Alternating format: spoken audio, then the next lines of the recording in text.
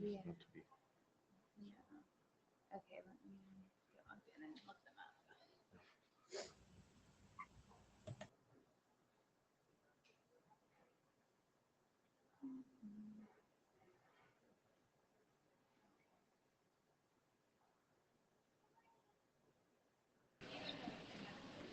Fatai Sang said the first name Fatai.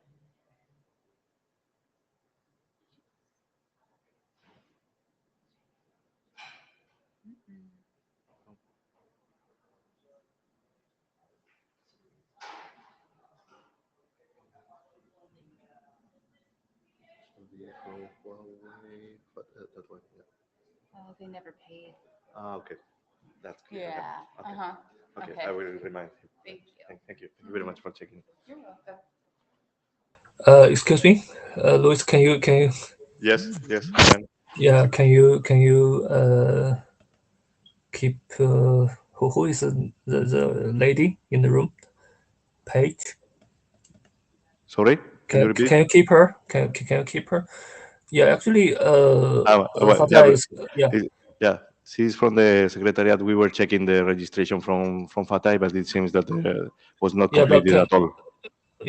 can you leave a email address? We can forward the payment to her because it's already paid and it's really weird. We don't see his name on the list.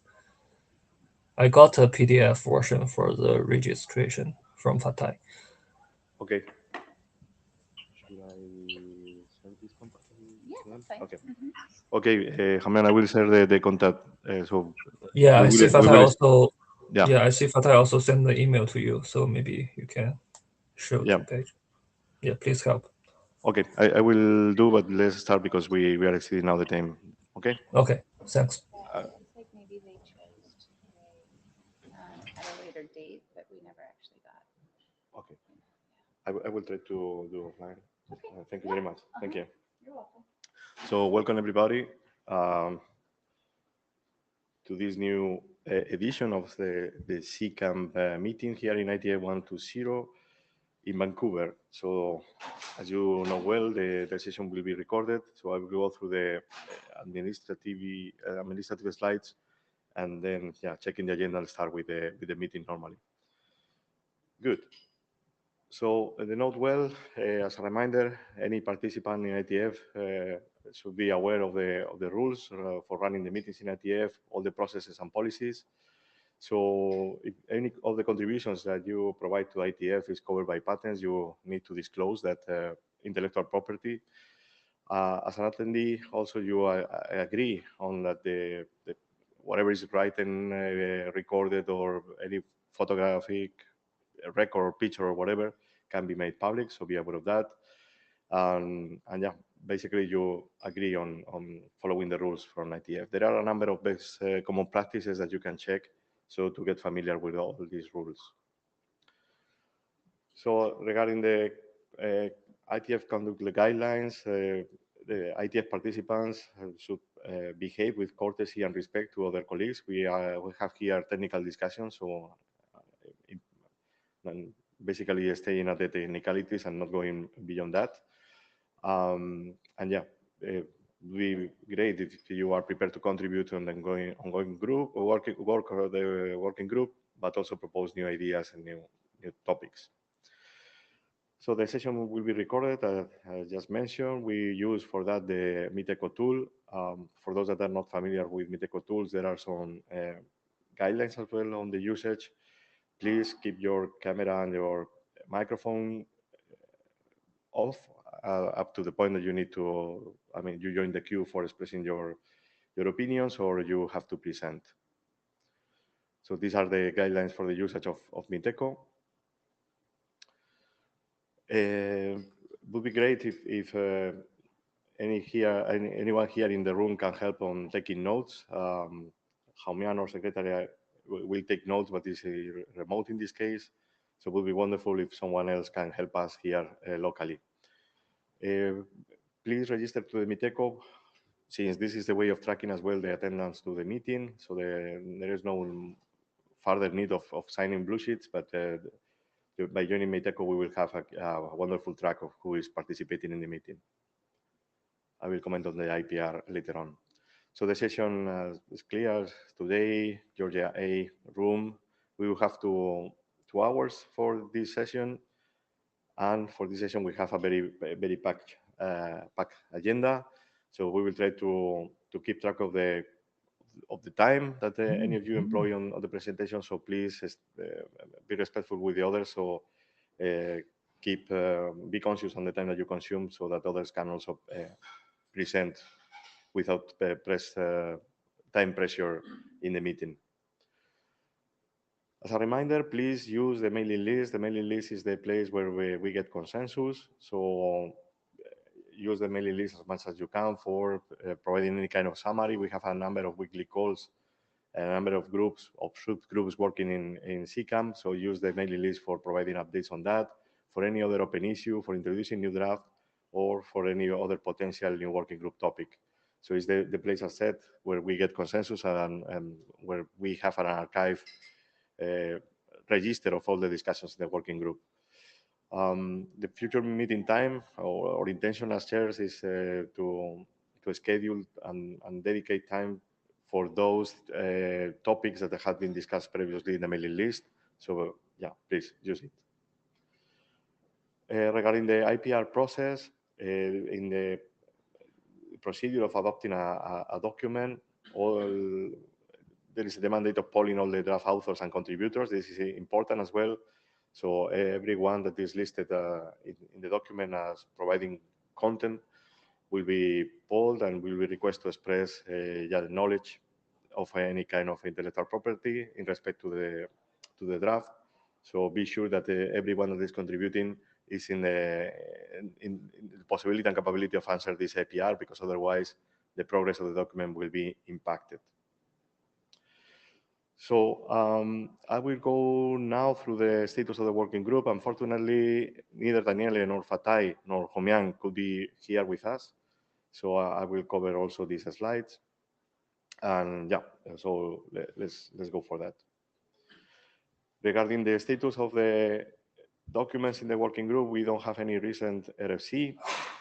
We have up to 3 drafts, 3 documents in the RFC editor's queue. Layer 1 types, microwave topology, and layer 1 CSM, Young. And we have another document being processed by the ISG.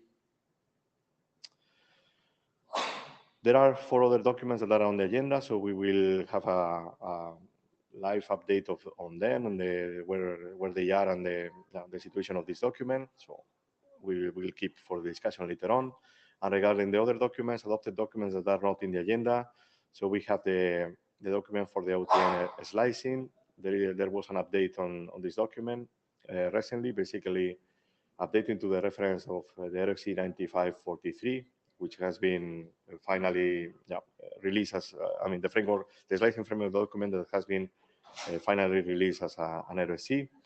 As open issue here, we have to resolve the dependency with the IETF, with the draft about transport network lines topology, the customer topology intent, and this would be kind of next step.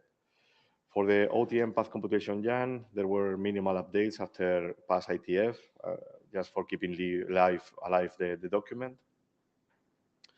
For the Ethernet client T topology YAN, minimal update as well. The next steps will be to align with packet T topology, with the other topology models that to support multi-layer single instance topology, and complete the model description.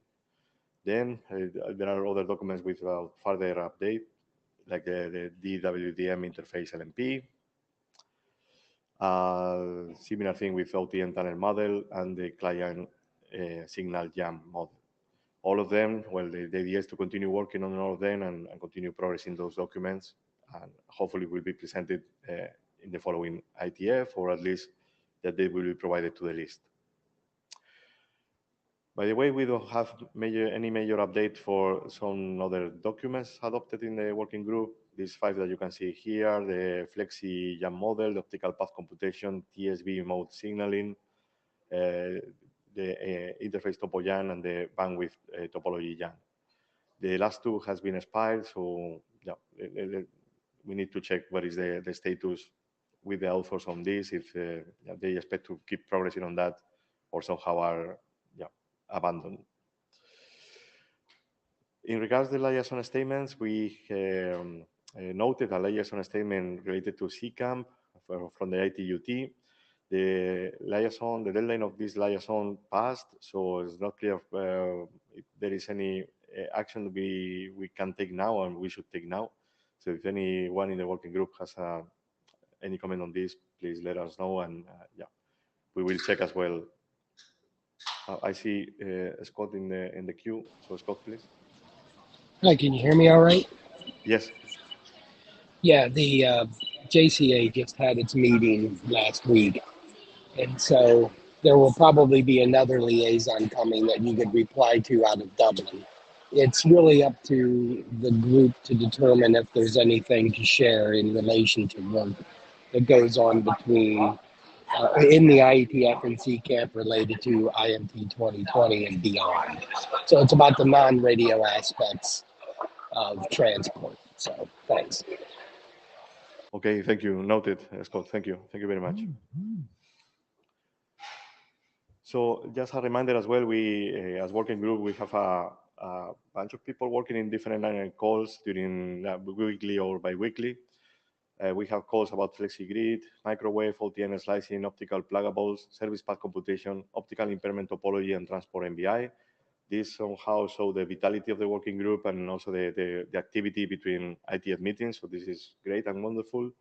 But again, let me remind, please send time to time some updates to the mailing list so that the people that is not actively participating in the calls can also keep track on the advances here.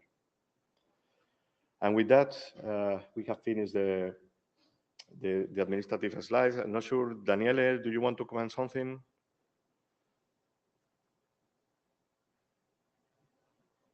Okay, maybe not. No, absolutely. We are doing great.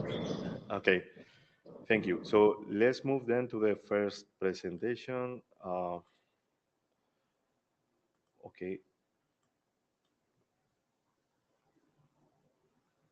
Okay, so Sergio, please.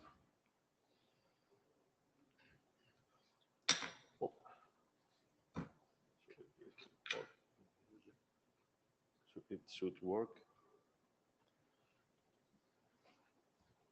Good morning. My name is Sergio Bellotti from Nokia. I'm going to present the status and update of two drafts. One is optical impairment topology young model, and the other one is RFC 1993 bis.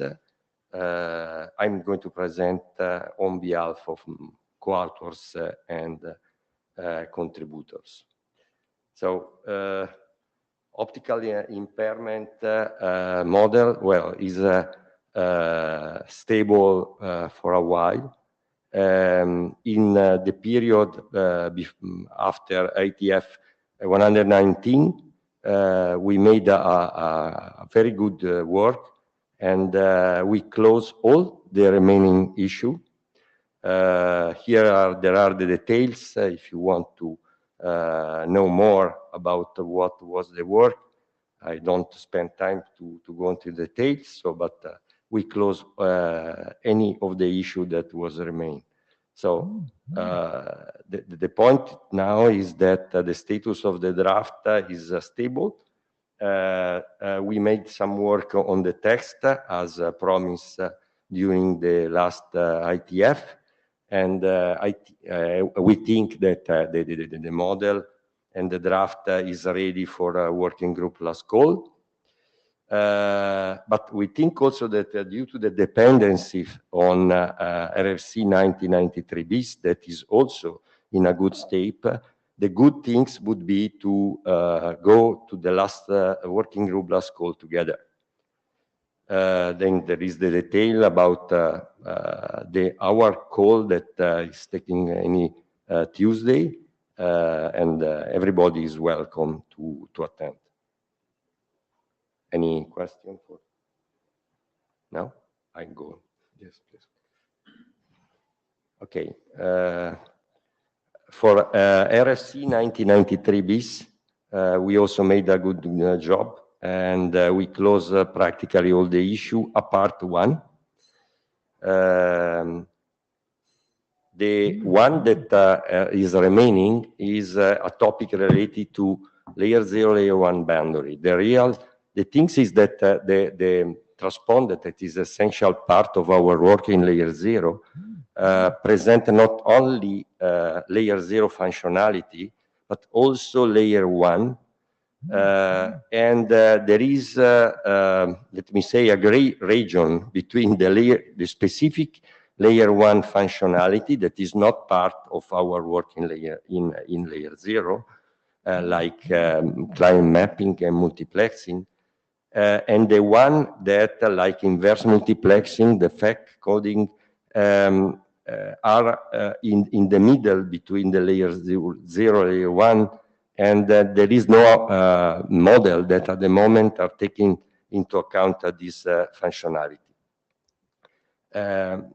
Basically, what we want to have is that the layer 0 application code defined in IETF clearly define the photonic signal, so is correctly represent that. And the multiplexing schema defined for layer 1 and Ethernet are also very clear. But there is a set of functionality in the middle that are not described in any model. The focus is try to find some attributes that can describe and provide in the model to describe this part of functionality. Because the target, what is the target? Is avoiding inconsistencies at the endpoints. So you can have, for example, optical signal that is properly transferred between the TX and the RX, but the modulated digital stream cannot be interpreted because, for example, there is different multiplexing schema at the endpoint. In our work that is already started about this issue, we identified basically two use cases. Next. The first one use cases is basically related to the transponder and musponder. In this case, we have an optical tunnel that fully support an end-to-end service that can be, I don't know, like 100 gigabit by 4 with multiplexing in case of musponder, or a simple 100 gigabit Ethernet mapping to the TON, and then with only one OTSI at the output. In this case, the optical tunnel support the end-to-end client signal service. The client signal, we have already a client signal model that is able to configure the client signal interface and providing the correct, identifying the correct tunnel that supported the end-to-end service. And in case of musponder, also provide a multiplexing label.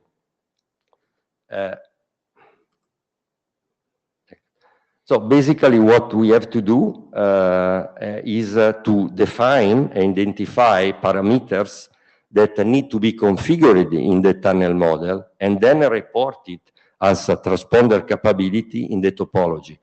And basically maybe in the optical impairments topology that can be one of the possible solution. And in our work, we have identified for the moment two basic parameters. One is the client payload and the other is multiplexing and mapping schema. The other use case is basically the pluggable. In this case, we have no tunnel that support a service because there is no service, but the tunnel is supporting the hierarchical link between the end nodes. In this case, the TIA tunnel provides the reference between the TIA tunnel and the hierarchical link, and the RFC 8795 can provide the bandwidth for the hierarchical link with max link bandwidth parameters. And also in this case, we need to identify the correct parameters that can be configured in the tunnel reporting topology. And again, client payload and multiplexing and mapping schema have been identified as basic parameters. So the work is not completed, is ongoing, but we are optimistic to solve that in a good time frame. So next step, as said, we closed most of the remaining issue, a part one. We think that we could be ready for working group last call, that considering that the issue could be also solved during as last call comments.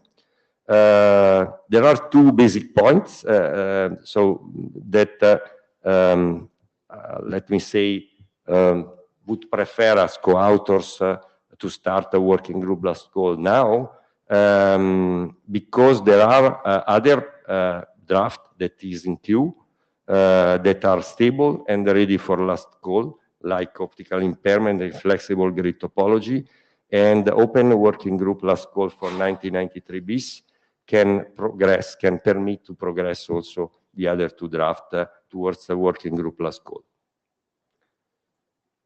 Okay, I Finish. Any comments, question? Any comment for Sergio? Here, just to, okay, I was in the queue. Maybe the question is for chairs. Yes, I will comment right now after the, thank you. Yeah, just a quick support for considering the working group last call, because we have multiple documents that can progress as fast as it could. Thank you, Iwan. So yeah, in the discussions of the chairs, yeah, our intention is to go for the IPR polling for RFC 1993 bis and the optical impairment topology after the IETF meeting, and then going to the working group last call. So we intend to trigger this after the meeting. So you think to be able to progress for the working group last call? Yes. Or yeah? Okay. Thank you. Good.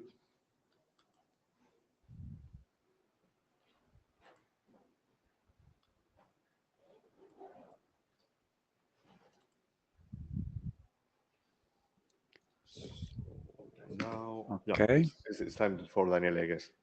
Gabriele Galimberti speaking. Oh, Gabriele, Thanks. sorry. Okay, next slide. So here on behalf of the co-authors, we are presenting an update of the DWM interface document.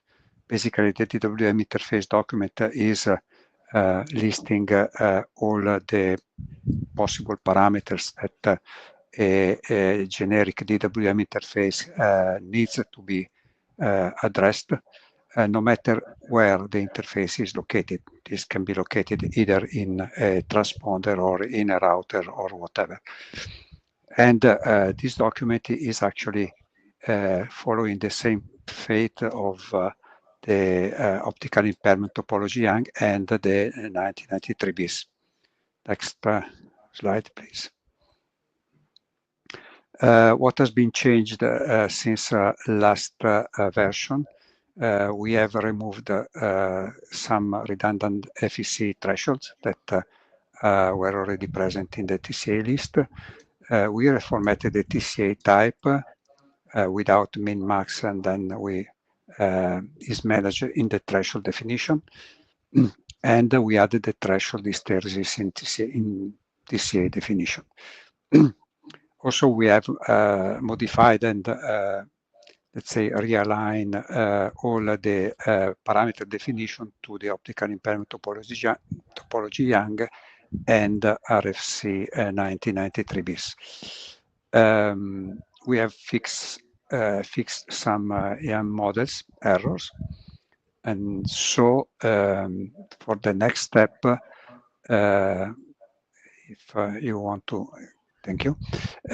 We have the possibility to submit to the Young Doctor review, so that we can have a formally correct the YAM models. And then, of course, keep aligned with the latest or last modification on the optical impairment topology and the 1993 bis. So that once we have done this this job together with the first two drafts, I think we could go in the last call and then complete also the interface definition. I think that's all from my side. Okay. Thanks a lot. Gabriele, I have a question. Yes. Can you please clarify for the working group what is the relationship between this draft and the pluggables work? Well, the pluggables work actually address all the management of the pluggable into a router. Actually, the parameter we define here can be reused as they are in the pluggable work, or can be in some way updated if more parameters are needed. And I think there is also a presentation on the pluggable work later from Reza. Let's say the same people attending that design team is attending also this draft editing. So no problem to, let's say, add anything we need to add. Perfect. No, I just wanted wanted you to share this with the working group. So absolutely. basically, the pluggable work will not replace any of the work being done on the optical impairments nor in the DWDM interface draft, but it will just cover the delta needed to manage the pluggables. I just wanted to clarify this. Here, actually, the we are focused on the optical impairments parameters, right? And not where or the information needed to manage the interface, for example, in a router instead of a transponder, instead of a transponder. So that is another story. Here we are focused on the optical impairment Young definition. And that is why we are heavily using the definitions from 1993 BRIS, and also we keep aligned to impairment topology Young. Thanks thanks for the clarification. Thank you for the question. Thank you. Any further question for Gabriele? No? Okay, thank you, Gabriele. So we will thank you move to you. The next slide.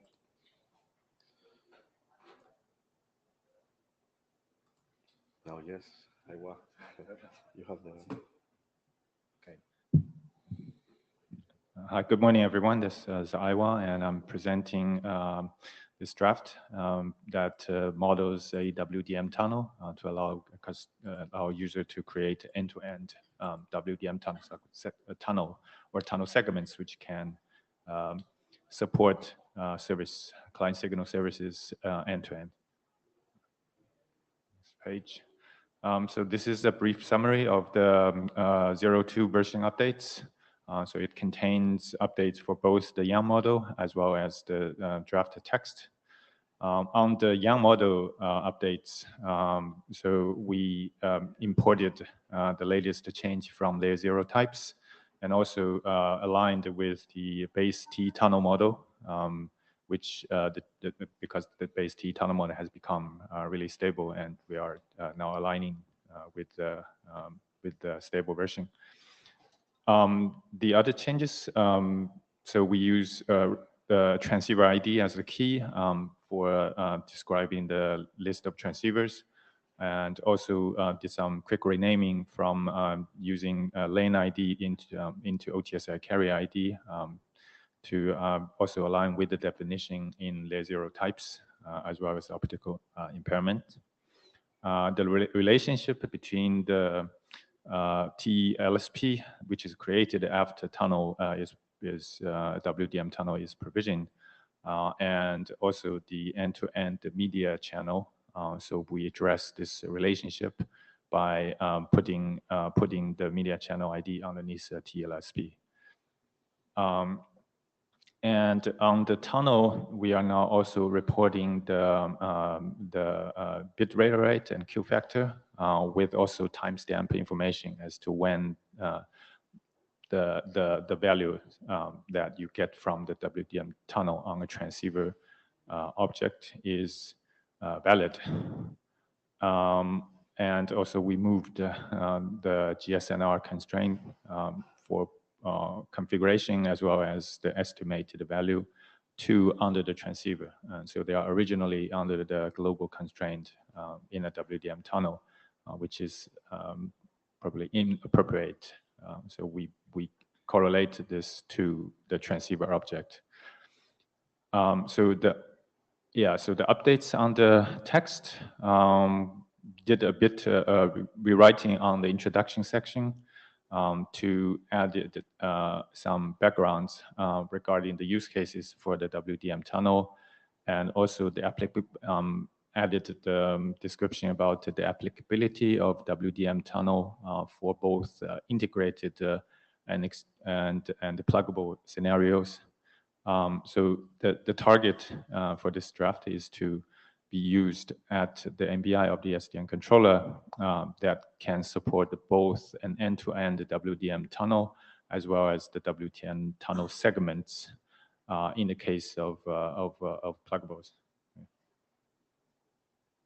Okay.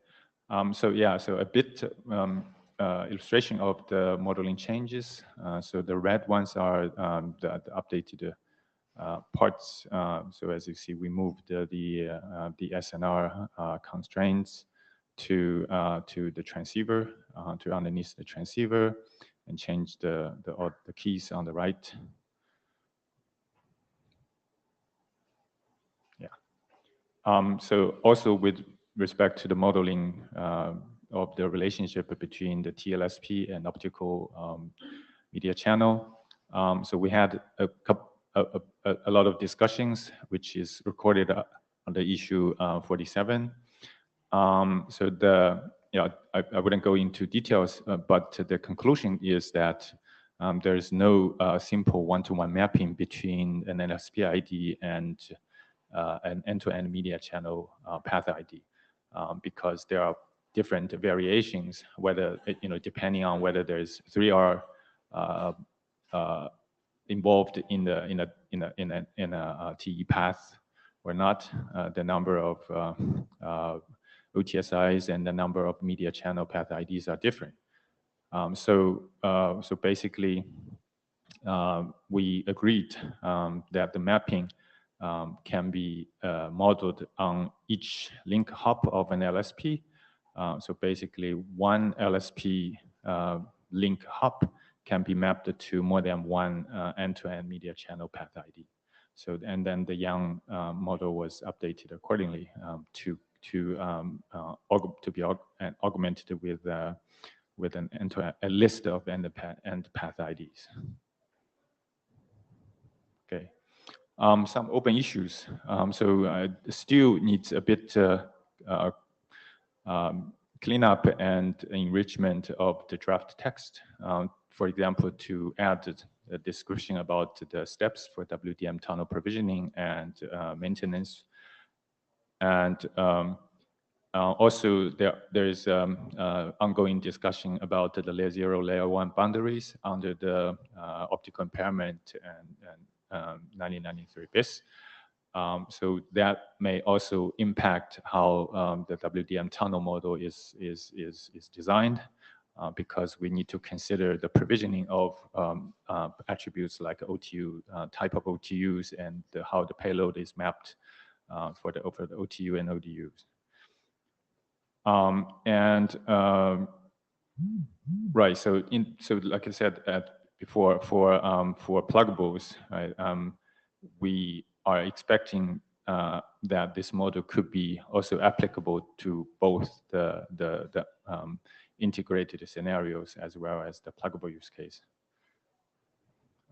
So the next step are to address the open issues, and also there's another model which is the optical path computation, and the authors are considering about aligning both the WDM tunnel with the optical path computation because they share the same groupings. So yeah, and then we're welcoming everyone to have a look of the draft and provide the feedback when needed. Thank you. Thank you, Aiwa. Any questions? Yeah, Daniel? Yeah.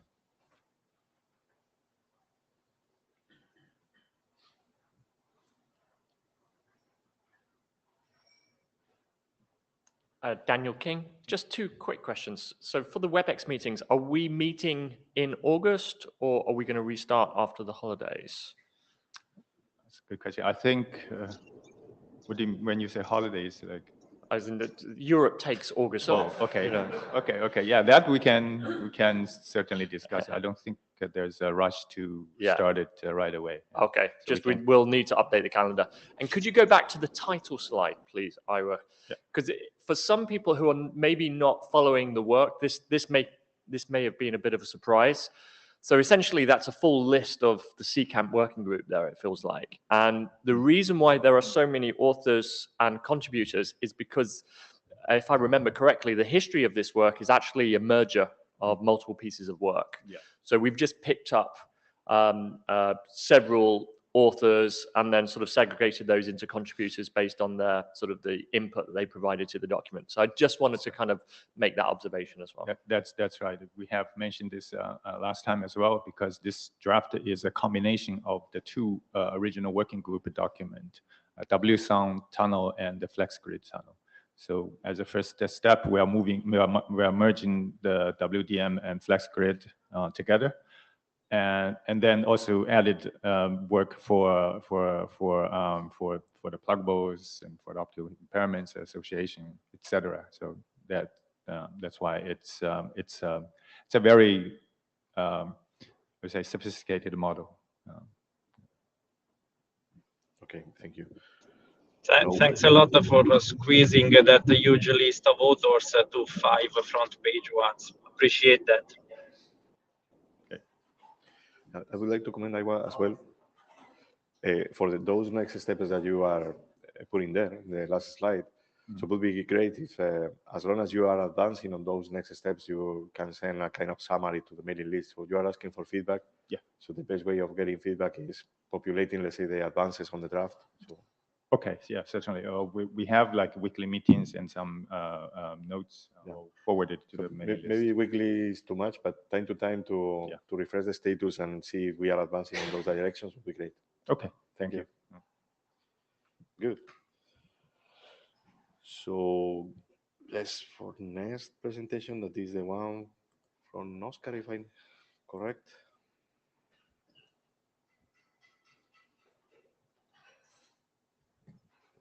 Okay. Oh, okay.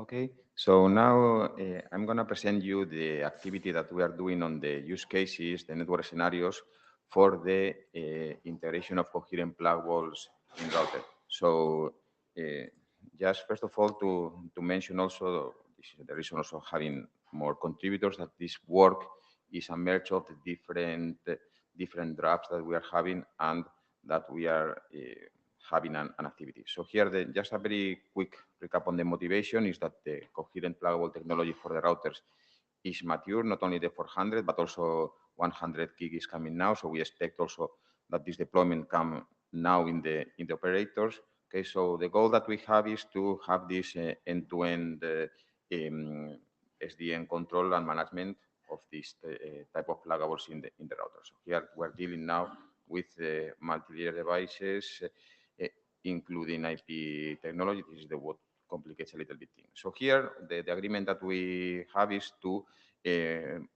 work in two directions in parallel. One is create these scenarios, these use cases, and another one is to have the modeling work. So here, in this particular draft, we have the scenarios and the use cases, and then we provide solutions in the draft. So we have weekly open calls.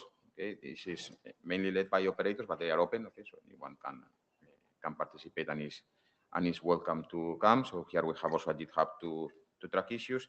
And in the, as per new contributors, also we have people from Telia and Stefan, and from AT&T, Deborah, that contributed. And Gert also provided a review on the test, so maybe he can join also for the next version that he's providing also inputs. So I'm gonna just start with the updates of the draft. So first of all, just some editorial review of the draft, and then the use case that we, let's say, spend more cycles on is the discovery. Okay, so what happens when you put the coherent pluggable in the router? So we have some discussions on what are the expected behavior. Okay, once you start with the insertion. So the very first thing that we had is that there was the agreement is that there is this not recommended to start the transmission until explicitly indicated. Okay, so here what typically happens is when in the normal routers, when you put an SFP, that's already transmitting. Okay, but here just that goes to a dedicated fiber, so there is no problem for that. But here, as this is going to go in some of the scenarios, okay, so in the optical meshes, it might impact other signals. So recommendation is, okay, be careful with the pre-settings and just to start that way. There are also other scenarios where it's dedicated fiber, so that there is no impact, but the recommendation is to have a consistent behavior, so you don't need to have a different behavior in that. Also, there was some discussions on the default values, and here, even you have presets, especially in CMIs, you have the pluggable can come with several presets. Even you can have some factory defaults, but the routers will always prevail over that one. Okay, so it is recommended that that the parameters coming from even the controller or in the router itself, they override any parameters. Here you have all the discussion that we had on the topic. It is all documented in that issue. Also, there was some clarification for the service provisioning use case, where in the procedure we mentioned that first you need a detailed optical planning before going. So, okay, they could clarify that is typically, not always. Okay, in the first version we said is always required, but it is true that there are scenarios where maybe short distances, point-to-point scenarios where you don't need such super detailed planning. Okay, so that's more for the case of we always were thinking in the more complex scenario, but there are other scenarios that do not require. So some open issues. So I wanted to just highlight those open issues that have, let's say, more discussion. So the very first one is for the inventory, the hardware and pluggable inventory. Okay, so the use case is, okay, you retrieve and you want to know what's in your network. So here there was a proposal to differentiate between the inventory of that is, what is in the net, what do you have, and the capabilities. So that the capabilities would be is, okay, what the pluggable is capable of doing. It's kind of covers this datasheet-like information. So open question is, okay, do we need this capability database? Also, are we forcing that the equipment is needing to report these capabilities, or this capability database can be built? We can just have somewhere to retrieve it and can be built externally. Also, an open question in this part of this type of capabilities is related, but it's not the only one, because capabilities can be more things. One of them is the modes that are supported by the pluggable. So here, do we need to, if a pluggable supports, for example, 20 modes, do we need to be reported all those 20 modes? Or, okay, as we know that the hardware of the router may limit some of these modes, maybe not all of them are compatible. So do we want also to be filtered, and just to, whenever we present that to the operator, it's already filtered and say, hey, no, or to the controller, it's not just this combination is what you can use, and it is limited. Then the other issue that we have still open is which are the relationships between the inventory of the pluggables and other entities. Now, in Ivy, we have already a the relationship between the core model and the topology, are those enough, or do we need to cover something else, particular, for example, the pluggable to the associated to a termination point, or not, or it's fine with what we have. So Italo, if you have a question, yes, please. It's a clarification on issue number 19, whether it is looks somehow related to the discussion we are having in 1993 bis about the layer 1 capability. So if I understand correctly what you say, I have a pluggable which is able to do Ethernet and OTN framing, but the router is only Ethernet framing. Do I need to advertise the OTN application code? Because there will be, even if I set up that type of optical signal, there will be no OTN signal going into. That's the point. Okay. Yeah. So maybe we can take this into account also in the 1993 bis discussion. Thank you. Yeah. So then the other thing that we need to do is to start with adding the security considerations. Okay, so here also again now we are putting more capabilities in the router, so I mean it's clear that we need to work on those.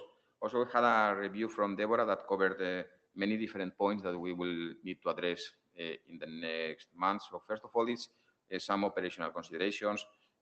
So we want to avoid the disruption of the network, so that the upgrading the router is not impacting an optical transmission. The security levels of the different entities, as we will have people touching the IP, people touching the optical. We need to be clear. Protection, we left it out at the very beginning, but I mean it's clear that we maybe need to leave it just for further study. The re-optimization strategy to taking into account the optical network, measures to protect against network destabilization, grateful deletion to prevent deletion of all layers. So what happened in when we need to coordinate across layers, and summarizing interlayer relationships, just not to overwhelm the controller. So some of them might be common also to the CCAMP POI work. So this is why we need to review them with care, and maybe some will be taken to the draft. And finally, the other part that we have still open is the breakout use case. So we're all agreeing that it was not the highest priority now, but it will be added there. Okay. So here, the next steps is on the one hand solve these open issues and the current reviews that are open and keep enhancing. But on the other hand, we also think that the document now is stable enough and it has, say, good consensus. So I think we think it could be a good base for the working group and to move in parallel with and also to start working together with the young solution document and work. We had a set meeting last day, and we agreed that it was take each of the use cases, start working each use case by use case with the solution, and to start providing also solutions. And let's say this document, I don't expect much extra. Thank you, Oscar. Any further comment, question? Yeah, Iwa.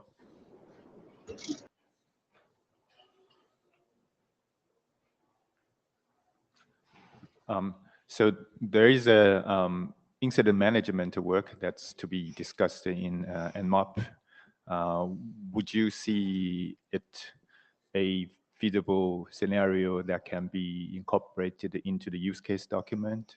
Because there are like performance alarm, fault management and things. I think incident management could be of benefit to the pluggables.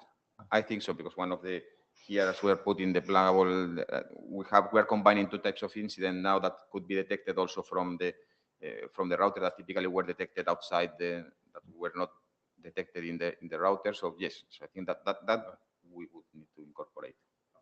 Sorry, another follow-up question is, so the use cases that you are listed are in priorities, right?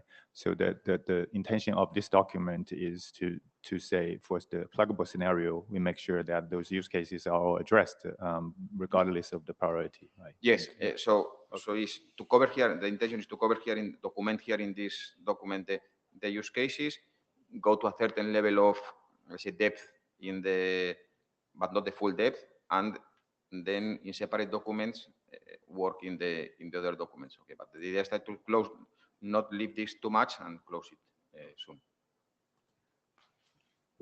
Okay, this is Chao. For the Young Solution document discussion, I will suggest to reuse the effort we have done in CCAMP TMBI design team, and also the reuse the data model we have worked in IETF right now. Okay. Okay, but here we are not talking Young here yet. Yeah. So we are just talking about the use cases and what needs to do. Okay, so then that would be for the other drafts to work with the Young models here. Just your suggestion. Yeah. So we are just documenting the. Okay. Yeah. Swami. Yeah. Hi, Swami. One question: the famous architecture options, is that going to be kind of given in this use cases as a prescription preference, or it's going to be in the working group separately addressed? That's separate. We deliberately took it out to avoid any issues. So we are just adhering to the general ACTM framework. So we assume that there are domain controllers, hierarchical controller. So if you have your domain controller integrated or separated, and also that will be solution documents. You might have different also solution documents to cover both, but this covers just the use case, which is independent of whether the controller is integrated or not. So here we are deliberately not covering. Okay, thank you. Very wise answer, Oscar. Thank you. So, yeah, we would like to sense what the working group thinks about the adoption of this draft. So I will start a polling for this. So you can please answer it.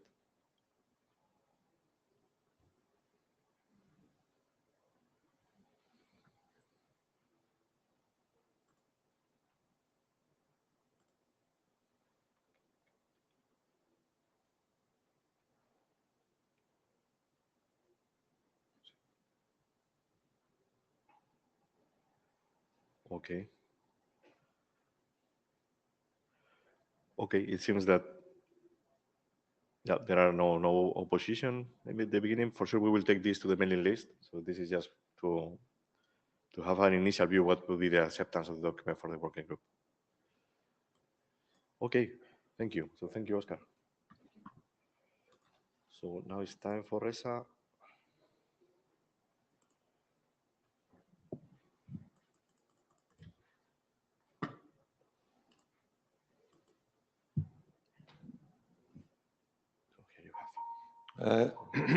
Good morning. My name is Reza Rokoui from Siena. On behalf of co-authors and contributor, I'm going to present the second portion of the pluggable activity that we do. It's related to modeling and gap analysis. To just give you a framework of thought why we have this one for some those people who are not following that. So there was two activity. One was the operator driven. Oscar was talking about that one, about the use cases. And this is mainly vendor driven activity, which is going in parallel, trying to address the same problem statement of the pluggable and how we are using it in the context of the CCAMP. There are lots of details behind it. If you are interested, you can go to the working group and see the history. But the idea here is we are not reinventing the wheel. Whatever is happening at IETF and other STO, we try to use that to go through the holistic view of the pluggables, how we are going to model it. And when we know that, we can address the use cases that Oscar was defining. So as from that perspective, they are really related to each other. To just give you a framework of the thought, when we talk about the pluggable, this is trying to give you a context of the what pluggable is doing and how it works. From the high level, I have an IP link between two routers. Under the hood, the underlay connectivity between this router is through the optical transport and the photonic services networks is using Maxponder or transponder, and we have the optical line system which is connecting. If I go one step further, remove the transponder, Maxponder, and put in a router, it becomes a pluggable. From each of these scenarios, from the router perspective and from the IP link perspective, nothing happened. They are exactly identical. There is an IP link between two routers. And the whole idea here is how we can take this framework, the last picture of row on this picture. If I have a pluggable inside the router, now I'm going to model it, do the gap analysis and everything around it. So basically, this is the context that we are referring.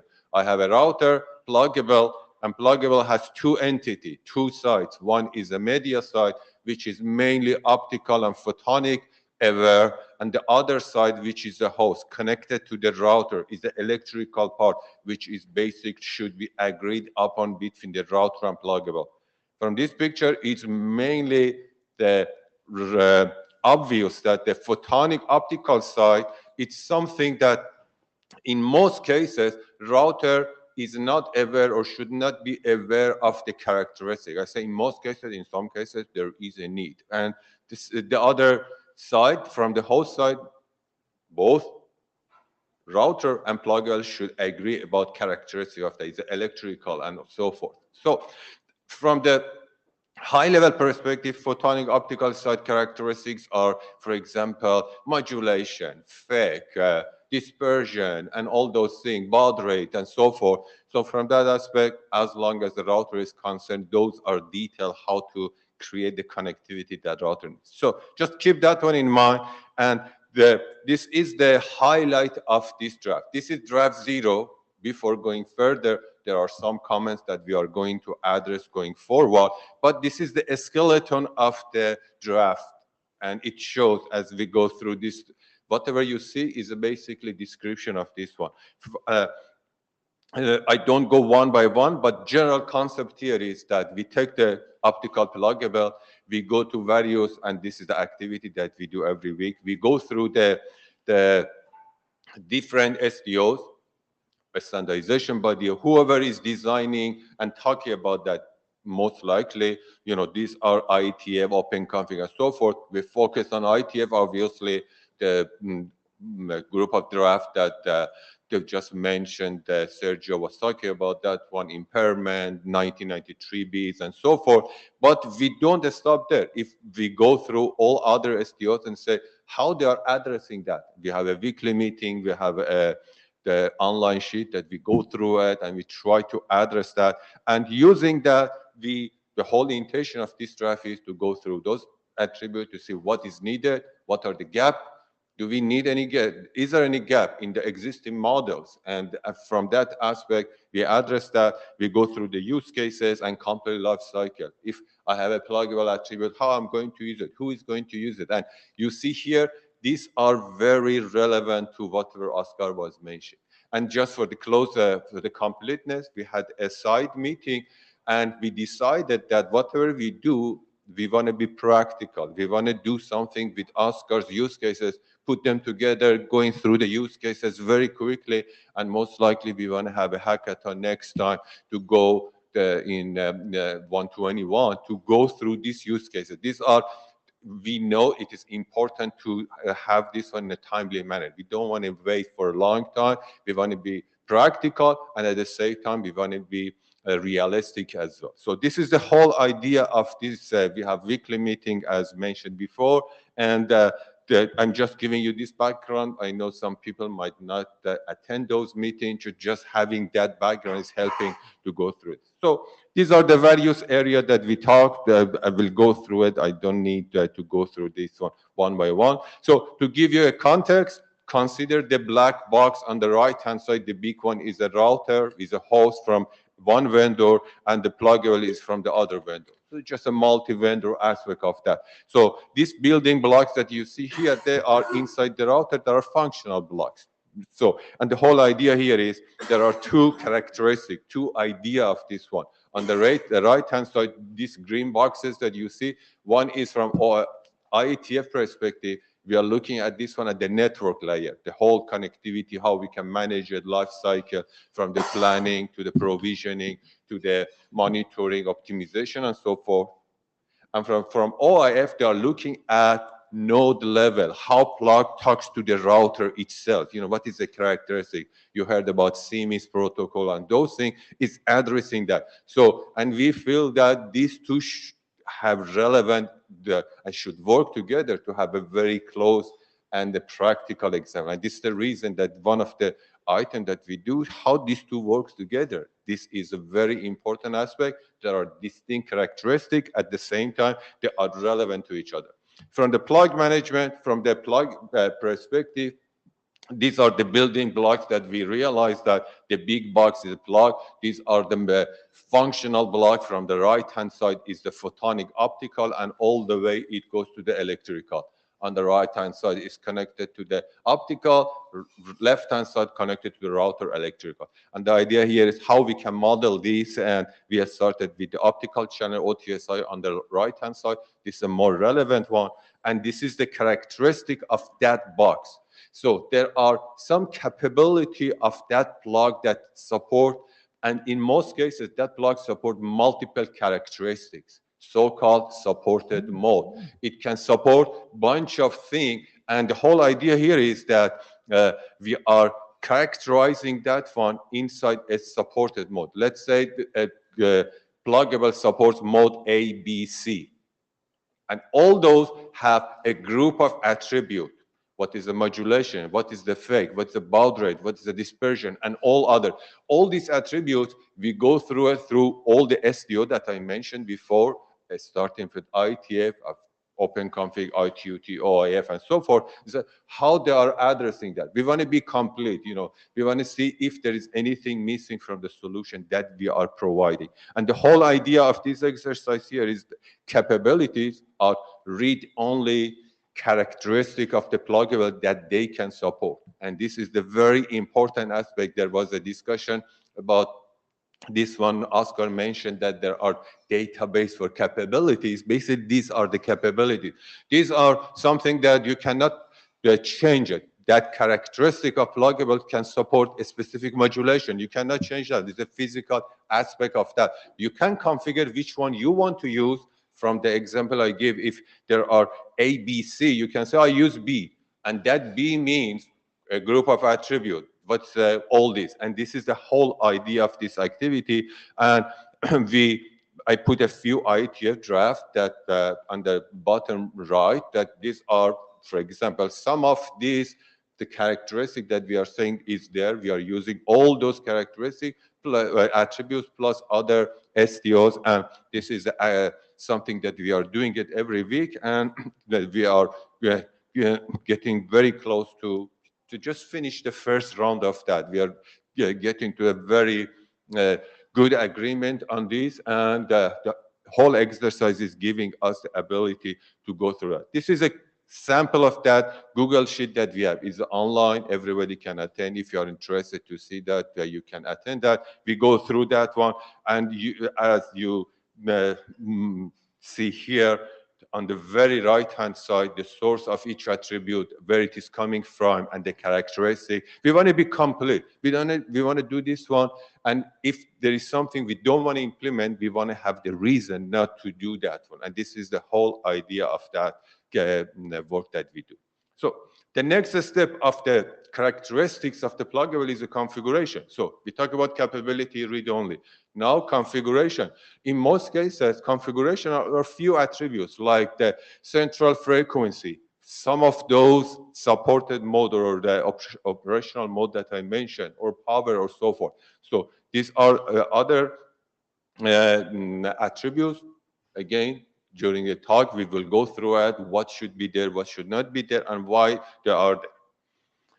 The next level is threshold definition. So for each of the state that we have, there are a group of state that pluggable can give us, and we need to define a threshold. We want to have a mechanism to do that. We don't want to go like, for example, other SDOs to define threshold for each item one by one. We want to have a logic threshold definition here. For example, this is just an example. Type 1, we are looking at the mean, max, average, instantaneous value, and so forth. And we can define the threshold, and we have a mean, max, and the idea here is how we can make this logic generic.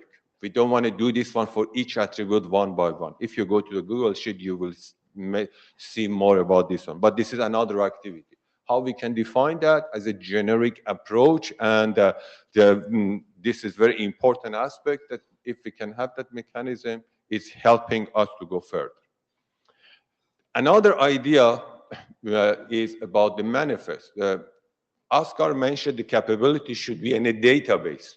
This is basically a solution that we have. Again, we will go through the discussion, but the concept that we are proposing here, we should have a repository, wherever that repository is, GitHub or somewhere else, to address some of the characteristic of that we defining on the pluggable.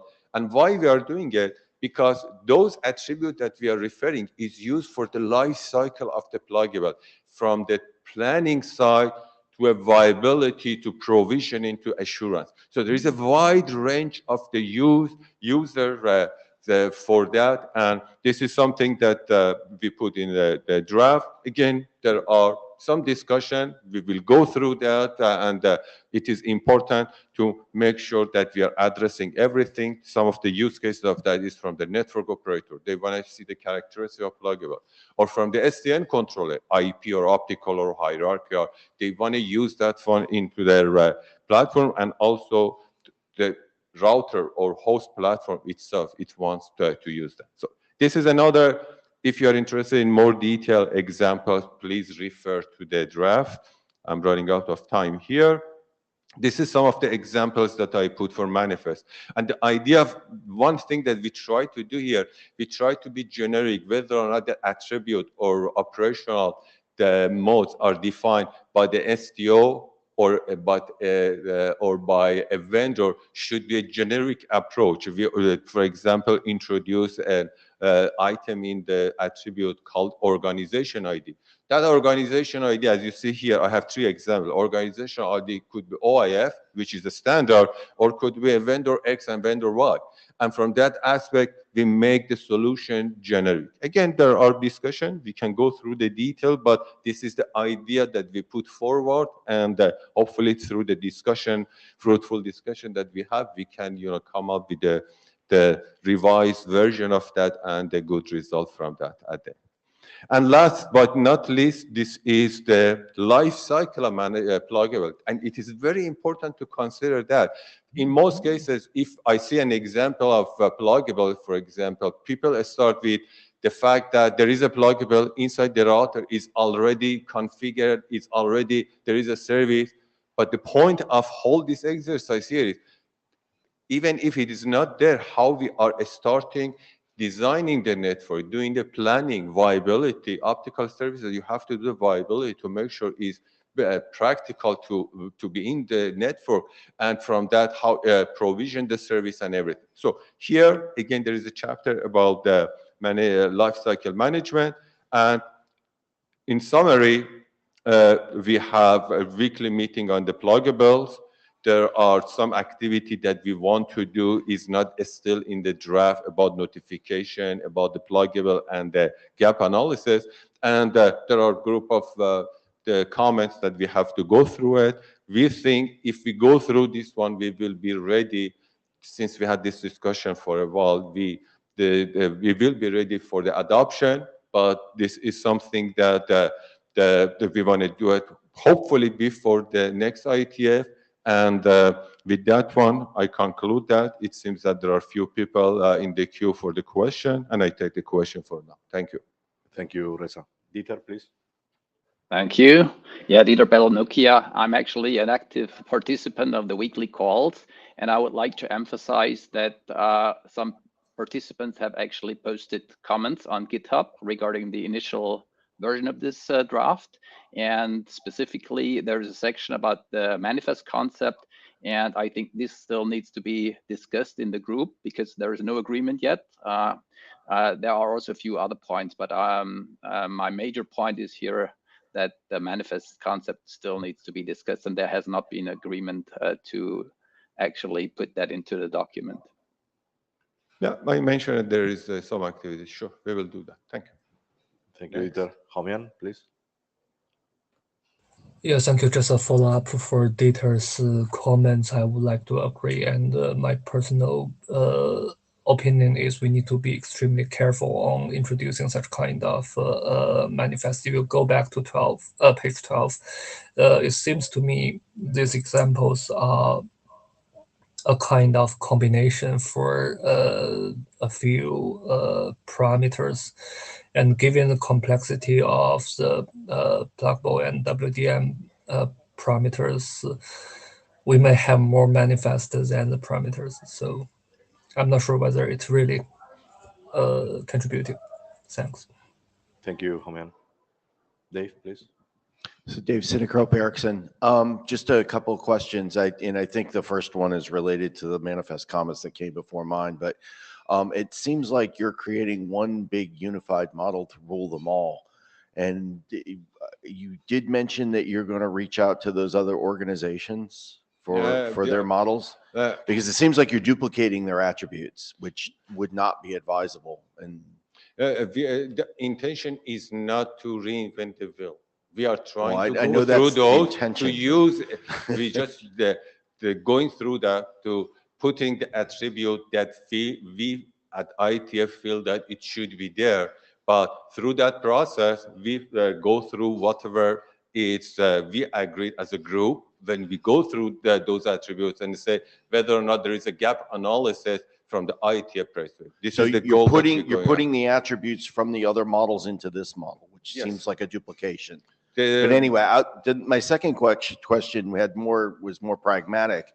I noticed on your authors and contributors list there was not a single optical component pluggable vendor on there. Do you have any intent to actually reach out to like Coherent, Lumentum, Sumitomo Electric, or any of those guys? Yeah, I would think that their opinions would be fundamental to the progress of this. Okay, right? good question. Okay. So we'll definitely, this is the intention to have from all different sectors, but it's a very good comment. Yeah. Go ahead. So also agree with the previous comments about the notion of the manifest requires some additional discussions. So I mean, you put this as like a public information, which in some cases, you know, if someone come up with a secret source pluggables, they may not want to publicize it, or there needs to be a mechanism.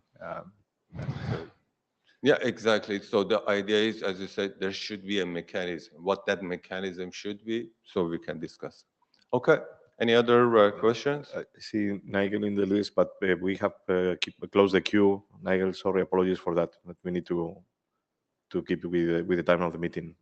It was only on the last comment. Just we do have text on the properties that a vendor would want to keep private in the draft, so it actually explains how that might take place. Just to answer the point that was made there. I'll stop now. Thank you. Okay, thank you. Okay. So, Dan, you're next. Thank you. Daniel, please. Thank you, Reza.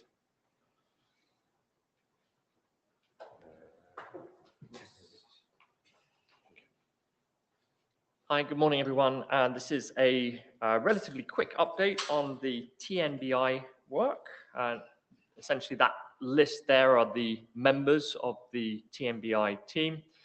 So if you haven't been paying attention at the previous CCAMP sessions, we have a transport MBI team that's essentially looking to discuss what the model requirements are for exposing sort of underlying optical technology to higher layer entities. In the context of CCAMP, that would be the MDSC, so our northbound interface. There's a GitHub which tracks the open issues. It also has several branches of code. These are a combination of YANG fragments and JSON. So essentially over the wire, what it looks like when you extrapolate from the YANG and pass it to something in order to retrieve information or maybe set state. And we have a mailing list as well. And as Lewis kind of pointed out earlier, what we try to do is use the mailing list to have the general discussions, then try to whittle down some of the search space. And when we've got something substantive to say, we'll bring it back to CCAMP on the list and the CCAMP sessions themselves.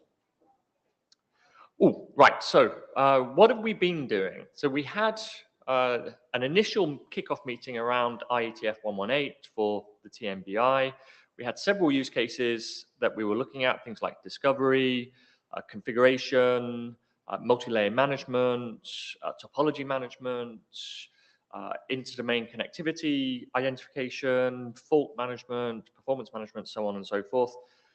It made sense to kind of focus on two initial use cases that would allow us to kind of build capability and look at applicable models for other use cases. So the first two use cases were inventory management and multi-layer topology management. Now we have different layers that we could model. So they're not all of those potential models. Right now, sort of layer 0, layer 1, sort of out of scope. So it's really the WDM layer at this point. And then some potential layering on top or below will occur with a future use case discussion. So how do we define the components that we need to model? And considering there are several activities that are ongoing with other standards organizations, it was really important that obviously the work is relevant to CCAMP, but we take into account the view and some of the terminology from other organizations. So Nigel did a great job of coming up with the potential layers that we would see in this network. So effectively, you know, what the operational view would look like, the entities, the interfaces, the different layers, the functional components. Some are physical, some are virtual, or at least software-based. And trying to harmonize or synchronize the terminology was important as well. So we have things like media channel, service, tunnel. So could we just sort of stay consistent with the use of language?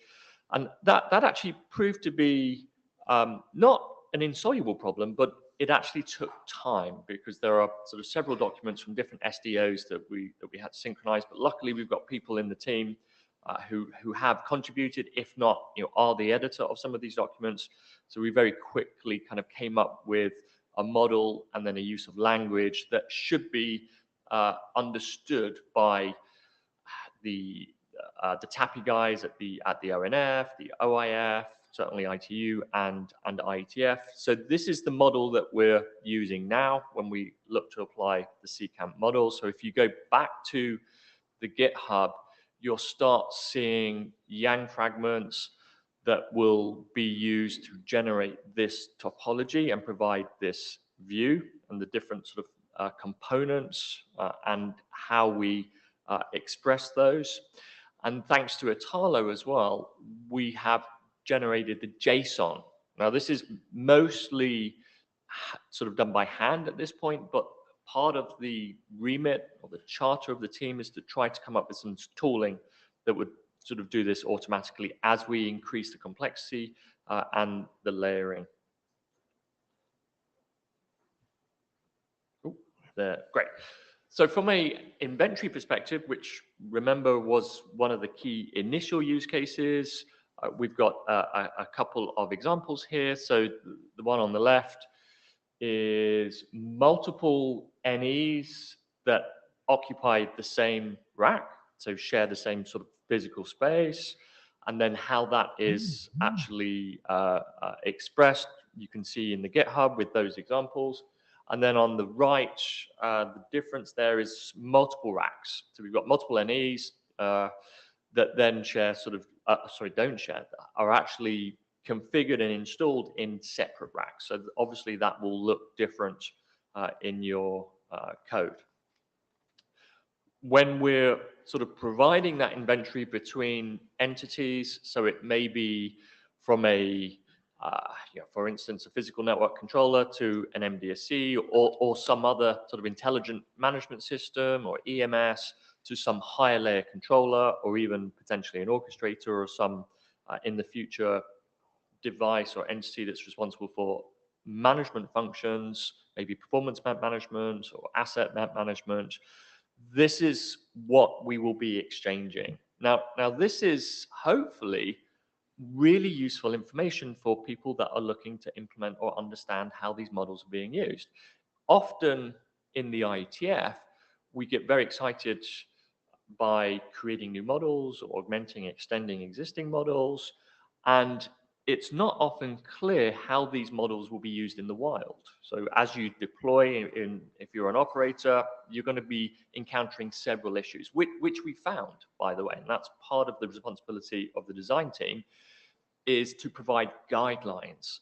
So as you're sort of consuming the Yang models for particular deployment scenarios, we're generating the JSON, and as we go through this process, we've identified several issues, and those aren't necessarily expressed in the Yang internet draft or RFC. So that's what we want to do, is highlight where there are issues, how you address them, and if necessary, maybe we need to make changes to existing Yang models. Now we'll see one case here, which is directly relevant to the OTN topology document, where if you use a case plus when, it actually starts duplicating information. And we have guidelines in other documents that say you don't want to do that. There are several reasons why. So this is really important work now, because we have a decision to make. And I think Italo sent an email to the chairs earlier this week. Maybe did we copy John? I suppose we copied John, right? Our AD, illustrious AD. So now do we have to bring the document back to the working group, or is it something that we can adjust with sort of comments that we're going to receive from the IESG anyway? The thing is, the change is very minor. It's relatively straightforward, but it is a change. So that's kind of an open issue that we have. Noted. Okay. And so we are now at a point where we have the layering, we have the topology, we have inventory examples, and what we need to do is start publishing. Now, this really means writing how we use these different models, where they apply, how we generated the JSON, what tooling we've used, if any, and we will do that in the wiki on the GitHub. It's not going to be an internet draft. We also need to start thinking about what's next. We will continue to have our transport MBI discussions from September onwards because of the August holidays. We will need to think about which of those additional use cases are now relevant or important. When we kicked the work off, we sent out a poll. You didn't have to necessarily be a member of the TMBI to respond to the poll, but it helps because you're going to be doing the work essentially. The potential use cases are kind of this second to last major bullet here. I'll put those on the poll and we'll decide and kind of move forward. I think that's Thank you, Dan. Any question for Dan? Yeah, Oscar, please. Oscar, just one question. So should we, for example, at some point in time, wanted also to add the new work on this IP over WDM, which is, okay, has optical and has IP? Would it be this, let's say, maybe the same methodology, same place, even extensions? Because in some cases, I guess it will be more use, maybe more use cases. Absolutely, yeah. What we've tried to avoid is boiling the ocean. And then if we get the tooling right, we get the layering right, we get the sort of the terminology used right, then hopefully adding additional technology layers will be relatively straightforward. Yes, two questions, one to Oscar and one maybe to Chair Sandy. A comment.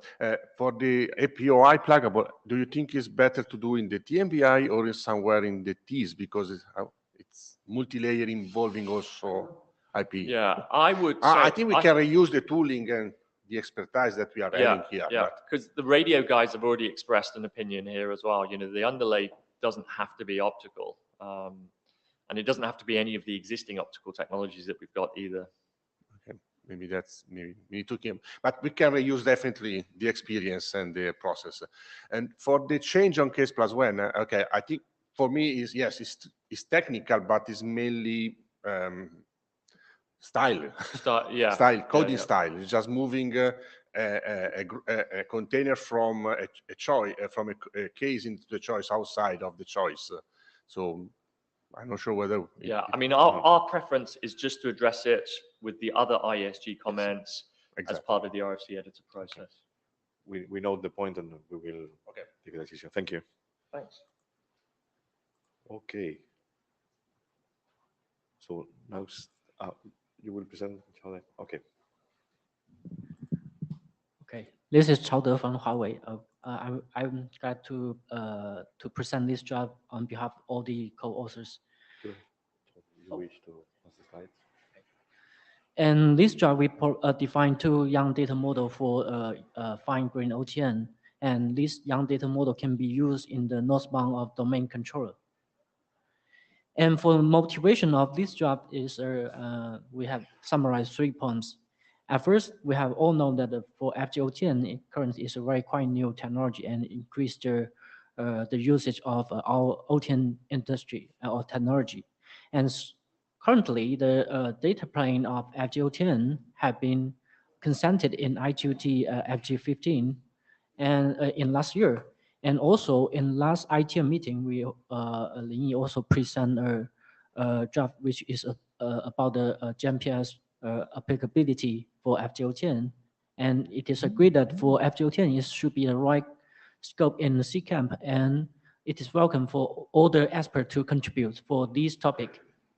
And we found that for our current work on the domain controllers northbound, it is missing in for the FGOTN. So we decided to discuss this missing point with this draft. And the third motivation is that when we're discussing FGOTN, we would like to harmonize with the existing words, including the topology and tunnel model. So to harmonize with the current young data model we have defined in CCAMP, we consider 2 main data model. One is the topology, the other one is tunnel. As ITU suggests, FGOTN should be a new type audio type. So we would like to do the extension based on the current TE model and OTN models. So what have been extended in the OTN topology young model? At first, we don't like to define a new network for FGOTN because it is the same layer of OTN type. So we would like to define a new types, new identity for FGOTN, and we use the OTN topology to provide the information of FGOTN. Also, we have some requirement from the operator. They would like to filter the termination point, which can support FGOTN. So we define a supported FGOTN TP, which is boolean for the termination point. Also, we have some bandwidth augmentation, including the maximum bandwidth and also the unresearched bandwidth. And in the OTN topology model, we have a lot of extension on the label restriction. So here, for multi-vendor perspective, we also define some triple slot of FGOTN for multi-vendor interruption. And for the attributes we extend for OTN tunnel young data model, we decided to not to define a new. We designed to define a new layer of FGOTN tunnel, just like the relationship with the lower order ODUK and higher order ODUK. So the FGOTN tunnel will be a more lower layer ODUK. And there will be some correlation or supporting relationship with supported by the current T model. We also extend the bandwidth augmentation for FGOTN tunnel to indicate the bandwidth information. And for the labels information, it is same to the extension in the OTN tunnel model. We will do some extension on the label hop, including the explicit root included or excluded hops in the primary pass and second pass, also in the LSP information. And for the next step, we would do some more detailed research or design on the FGOTN model and also evaluate how to do some add some new identity for the encoding and switching type based on the consideration the T types model have been in working group last call in T working group. So we'll evaluate how to do that. So it's at last, we also call for interest for this job. If you are interested on this job, welcome to contact with us. And after this IT meeting, we'll apply a weekly call in the main list, and then you can join the discussion. Okay, that's all for this job. Thank you, Xiaode. Any question for Xiaode? No? Do you expect the weekly calls being used, the CCAMP WebEx and so on? Yes, right? sure. Okay. Let us know and we will organize. Okay, I will send an email on the main list. Thank you. Thank you. Good. So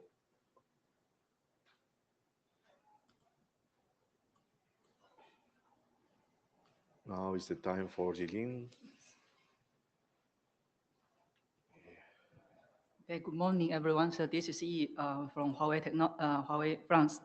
So this contribution is this draft is actually more about the user applicability of GMPs for the FGOTN. So the previous one is more focusing on the YAM models, but this one is more for the traditional GMPs and PCE for the FGOTN. And the main idea of this draft is that for the latest FGOTN, we need to do some applicability to see whether the existing GMPs and PC can be used for the FGOTN and to see if there are some gaps that we need to fix. And the contribution includes three parts: the connection control, like the connection creation and path computation, etc. And the second part is the service control. And last part is the routing consideration. So actually, this draft was presented last IETF meeting, and the main changes from 00 to 01 is that we expand a little bit on the service control consideration, and we analyzed two different methods for the service control and propose to use the PSAP for the service control as in a centralized way. And this page gives a very high overview about what is FGOTN. So we know that the G.709 and G.709.20 was published this year in March and April, just after the last IETF meeting. And in this new FGOTN standard, the most important changes is that the fine-grained tributary slot was introduced with the bandwidth of 10 megabit per second, and so that the FGODU connection, FGODU flash connection can text from 1 to 119 tributary slot, which means that the connection, each connection may have from 10 megabit to 1.2 gigabit per second for the FGODU flash connection. So such FGODU flash connection could be multiplexed into the ODU-J and then ODU-J into ODU-K. And for the ODU-J into ODU-K is actually similar, actually the same as what we have before FGOTN.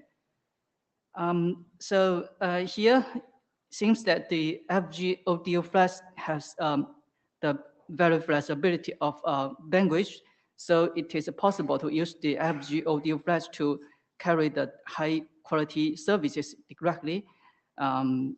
So this is this may raise some new scenarios to use for the use of FGOTN connections.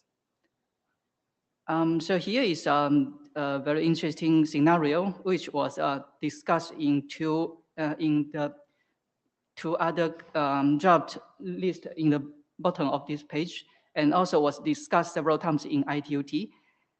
So in this scenario, so we assume that a customer may have several different sites or several different branches, client network 1 and 2, and the customer may visit different data centers for different kind of services.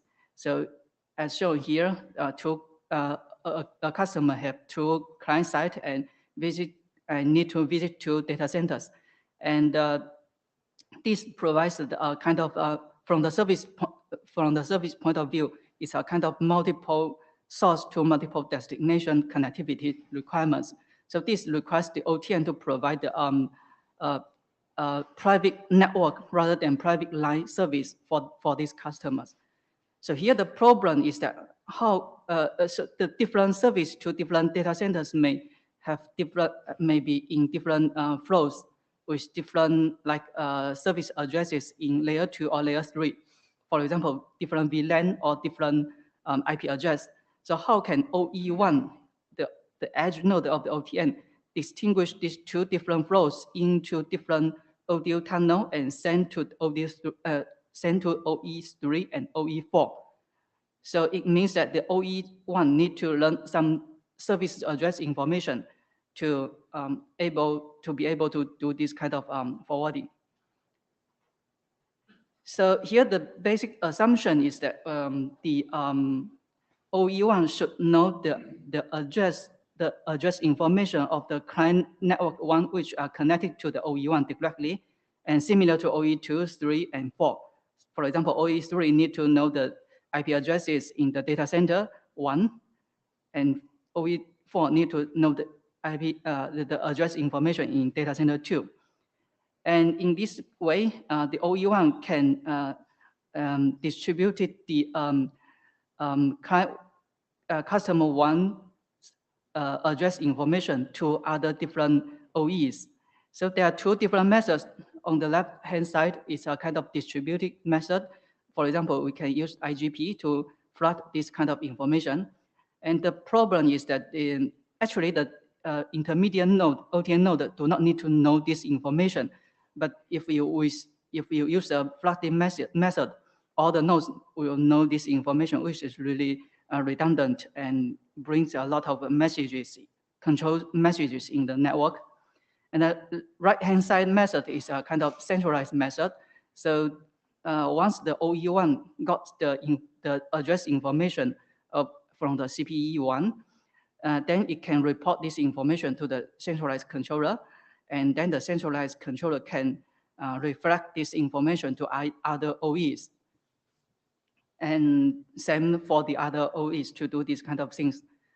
And we think in this scenario, the PSAP protocol could be one of the choice to perform the centralized way for this kind of information interaction. This is because the PCE LS, the link state of the PCE was just accepted in PCE working group. And yesterday, they also have another topic to talk about using the PCE LS to apply in the optical network. So for that contribution, it's talk about the PCC could use the PCE protocol to report the link state information to the controller. So I think it's kind of nature to make the further extension to allow the PCE to report the client address information, which are attached to the OE, and then report to the controller. So that's the main idea. So actually, we have another there is another another job in PCE working group, which considering to make some extension to the PCEP to support this kind of function. And for the next step, we will continue to do the applicability analysis on the FGOTN control. So today I showed the service control, and in the next version, we may show some more about the connection control, routing, etc., and to see the gaps, and also we may start to considering the extension to this kind of protocols to support FGOTN. And your comments is always welcome. And if you are interested in this topic, we can work together to move it on. Thank you.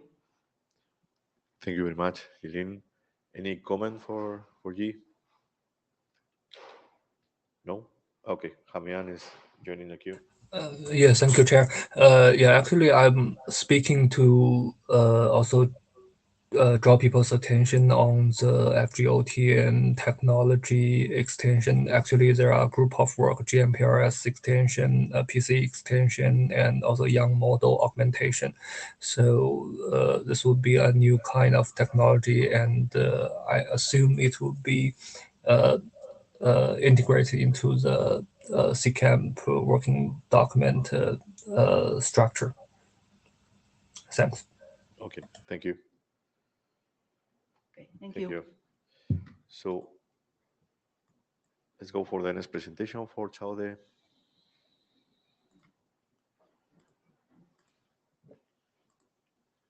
Okay, this is Chaude. Okay, I'm glad to do this presentation on behalf of all the co-authors.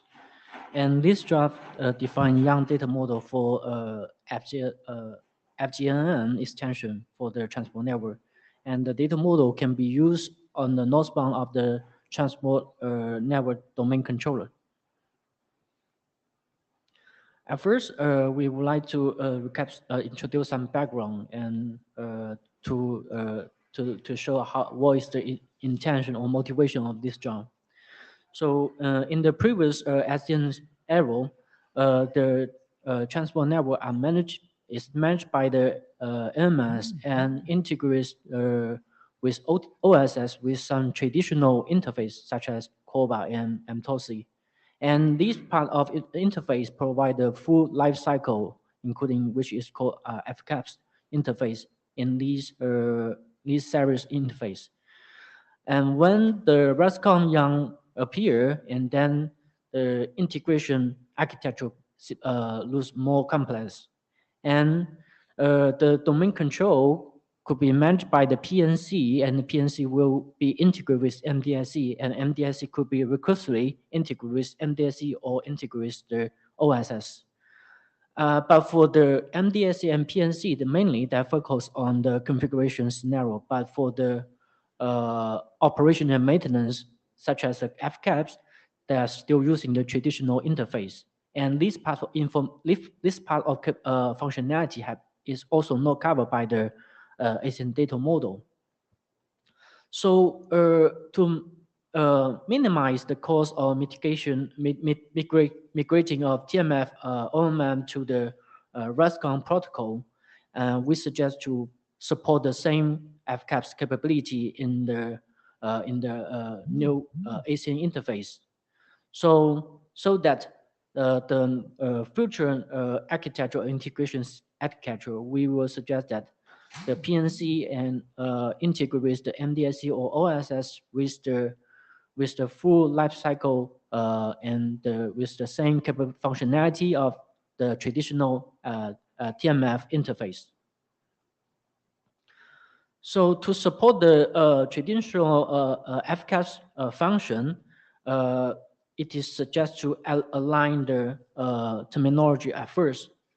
We list the terminology in the table 2, which is the ASIN object and TMF object. And we know that the alarm or performance monitoring are usually performed or attached to the TMF object. We want to know which kind of object will be in the new ASIN modeling. So if that the alignment is agreed, so that we can do the translation, and also we also need to investigate what the attribute for these objects we need to extend. So, and this extension is called FGNM extension. Here, I just want to say that this FGNM is a little bit different from the FGOTN. They are all called fine grain, but they are used in different scenarios. And for the FGNM extension, we would like to do it separately to have have no impact on the current work we have in the TE model of a layer-specific model. And for the FGNM extension, we also divide it into the generic part and also the layer-specific part. And this data model, this draft will only focus on the generic attributes. And in the current draft, we have defined found some extension which is on for the topology and tunnel extension. For the topology, we have discussed the life cycle and usage of TTP, and for the tunnel, we have provide modeling of P2MP or MP2MP tunnel scenario, and we also discuss more kinds of restoration scenario and support to specify TTP hop in the path constraint. And for the next step, we also want to identify more generic FGM extension applicable for all the layers, and we also would like to start the study of layer-specific extension, just like the figure we show on the previous slide. And we also consider that this draft is also very stable, and we also would like to call for working group adoption later. And if you want to join the discussion, this is our GitHub, and we will also have a weekly call later, and we'll raise some discussion in main list. Okay, that's all for this draft. Thank you, Chaude. Questions for Chaude? One question from my side. Trying to be the scope to be multi-layer, let's say, covering different layers, would be CCAMP. It's only in CCAMP because because we are only discussing the scenario in optical. Okay. Yeah. Okay, understood. Thank you. Yeah. Okay, so if there are no further questions, let me open the next deck.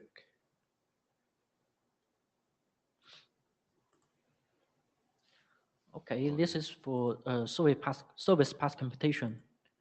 Okay, and this draft is also provide a young data model which should be used in the northbound of domain controller. And this draft has been discussed in IETF. It is first time discussed in CCAMP, but the open issue was discussed in IETF 118, and we found that some missing points of the past computation. And for the motivation of this draft, we have summarized 4 points. The first point is that we would like to support a service-driven, or which may be also called as a top-down approach. And in some scenario, the user only delegate, only provide some information on, about the service of source and destination, and also some SLA preference. And they would like to ask the domain control to help to finish all the layers past computation and provide the comprehensive optimal result. And compared to the existing T-path computation, their scenario is the path computation should be done by the MTSC and layer by layer. And this is a different, and there will be a slide later on to discuss the differences. The second motivation of this job is we would like to provide a multi-layer path display. And because that for the end-to-end service, there will be a lot of tunnel underlay to show the detailed path of this service.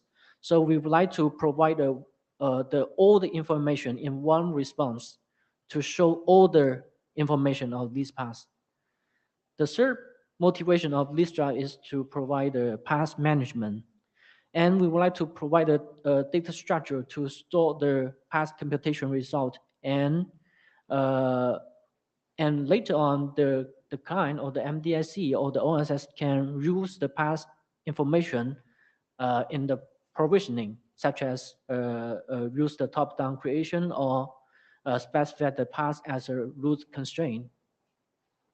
The fourth bullet, first motivation of this survey is we would like to support more kinds of path computation constraint, and including the to specify the cost layers resource. For example, we can support the optical resource, optical nodes or LTP in the OTN layers path computation or in the CAN signals path computation. And we can support fine granularity our resources, or we can also support some higher level objects such as the service or tunnels or paths or SRG. Oh, sorry. For the top-down approach, just like I said in the previous slide, and for the user, usually they only know the source and destination. They have little knowledge about the detail of the transport network. They don't know what is WDM, what is OTN, and what should be the start point of the WDM layer. So that usually they will tell the salesperson about their requirement, and the sales requirement will forwarding these requests to the direct to the OSS and MTSC, and then there will be two different approach. Some operator would like to do the path computation on the MTSC side, and they would like to design which WDM node they would like to know. But for some approach, they would like to delegate the control to do the full configuration or path computation. And this is the what we call top-down, which is create the service and driven the path computation on OTN layer and WDM layer. And for the current TE path computation, we suggest it can only support the bottom-up approach. So we would like to provide another approach for for top-down. Okay, for the multi-layer path deploying, here we provide a figure just like a very common CAN signal service. And there is an architecture. We can see that there will be a lot of layers, including the lower audio decay and higher audio decay, and OTO tunnel and OCH tunnel. And here we can provide the tunnels, all the tunnels in a generic nested structure, because there could be the lower audio decay. It is not necessary to be exiting all the way. So it is not certain that how many tunnels will be underlay the CAN signal. So we provide a generic structure just like the young data model we show on the left, and we just use the underlaid tunnel and the computing SP and the server tunnel to provide this recursive structure. And for the path management, and just like I said, some operator, they would like to do the service path computation at first, but later on, they would like to choose one of the paths and specify the service creation, so that there is needed to store the path information. But how long will the path computation result be saved? It will depend on the vendor's implementation, and it is out of scope of this job. And if the client or MTS decide to use a path computed, and then it can be referenced in the creation request with the path ID directly. And for the path constraint, currently it is supported node include or exclude, and also the LTP include or exclude. In the TE path computation, we reference the structures of the existing data model, and we also reference the label host definition in TE path computation. For the service and tunnel or path computation, we define some new attribute to support this requirement. And for the next step, we will continue to fix the remaining issue and discuss the modeling of Ethernet path computation. And currently, we have set up a GitHub repository, and there is a biweekly call in CCAMP. If you are interested on this topic, you are welcome to join this discussion. Okay, that's all for the presentation. Thank you, Xiaode. Swami, please. Yeah, Swami here. Two questions. The first one, if you can go back to the architecture. Yeah, this one, right? Yeah. So in your view, is the proposal stating that you would have a single path computation for both the layers? Yes. And the WDM? It depends. If the WDM tunnel have been set up before the creation, and if if the best option to reuse the WDM tunnel, there's no need to do the WDM tunnel path computation. It can reference or reuse the existing WDM tunnel. It is not required to always to do the path computation on the WDM tunnel layer. Yeah. Okay. So which kind of gives me a follow-up question, right? Is if the top-down and bottom-up is getting mixed up, okay? Because if you have both, then for one part it would be bottom-up, and for the other part it would be top-down. It's just a comment, right? Because I think if you mix that up, it kind of gets tricky, right? The second question I have is that in this architecture vision, where would the path computation kind of reside, on the MDSC, or would it be on the domain controller? Sorry? The path computation in this architecture would be done in the domain controller, or it would be on the MDSC? Actually, for the top-down approach, the path computation will be done on the domain controller totally. But for the bottom-up approach, the path computation need to be done in the both MDSC layer and the domain controller layer. Yep. Okay. Okay, thank you. Okay. Thank you. So let's go for the last presentation also from Chaude. So you have like 4 minutes for it. Okay. So you can speed up, please. Okay.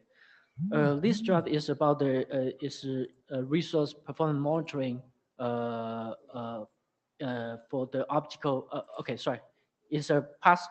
This draft is for the resource performance monitoring, and this draft provide a young data model could be used in the domain control northbound. And this draft have been presented in CCAMP before, and it used to focus only on the optical specific work.